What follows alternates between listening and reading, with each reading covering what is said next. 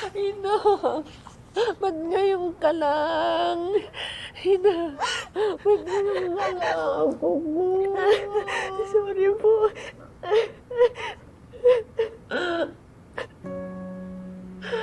Alisin mo na ako dito.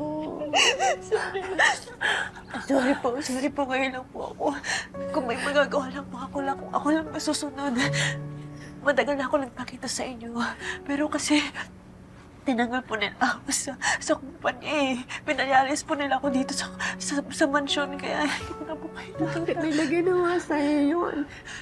Nasaan sila? Kakausapin ko sila. Huwag na po. Malaking gulo pa po yun. Gumawa lang po si Kuya Edwin ng paraan para makita po kayo. Importante po yung kalagayan niyo, Lola. Ngayon, alis na tayo. Sama mo na ako, ha? Lola, bakit kayo lang po yung nandito? Bakit na kayo mag-isa? Ina, ayoko na dito. Sama na ako sa'yo, ha? Sige na.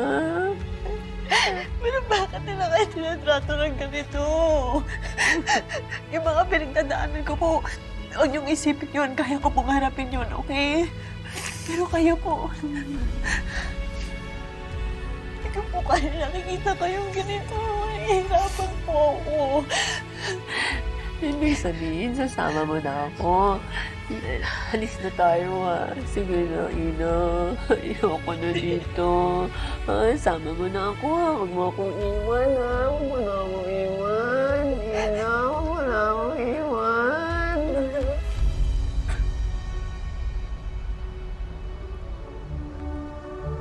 Bakit parang may hinahanap ka? I thought I saw Ina. Bakit naman siya pupunta dito? Baka nagkamali lang. Baka namalikmata lang ako. Lola, kung may magagawa lang po ako, ialis ko na po kayo dito. Kukunin ko na kayo. Pero wala po akong laban eh. Wala po akong laban sa kanila. Tinanggalan na nila ako ng karapatan sa kumpanya. Wala na po akong koneksyon. Tinanggalan na nila ako ng karapatan sa inyo. Wala na po ako. Wala na po akong laban sa kanila, Lola eh. Hindi naman po tayo magkatugo. Kaya wala akong karapatan na bawiin kayo.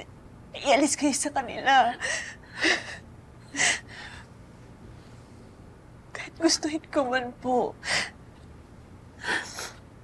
Alis mo na ako dito. Sama mo na ako, ha? Sige na, isama mo na ako. Sige na. Gusto na rin Alis namin na kayo tayo. makasama. Si Nuno, miss na rin kayo.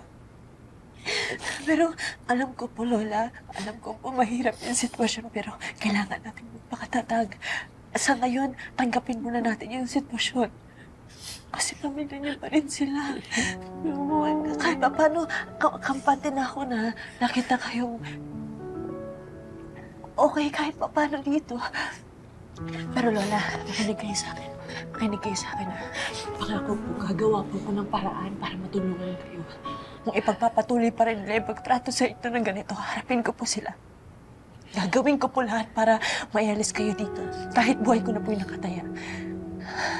Mailayo ko lang kayo dito. Para makasama ko na kayo. Pangako po yan, Lola. Pangako po. Pangako mo talaga. Pero Lola, gusto ko po may pangako rin kayo sa akin, ha? Makinig po kayo. Pangako niyo po sa akin na alagaan niyo yung sarili niyo, ha? Inumin niyo po yung mga gamot niyo. Magpagaling kayo, okay?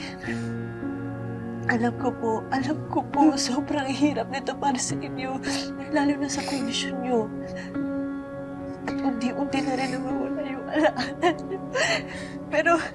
Pero please po, please, pilitin niyo pong alalahanin. Gusto niyo po, hawakan niyo lamang.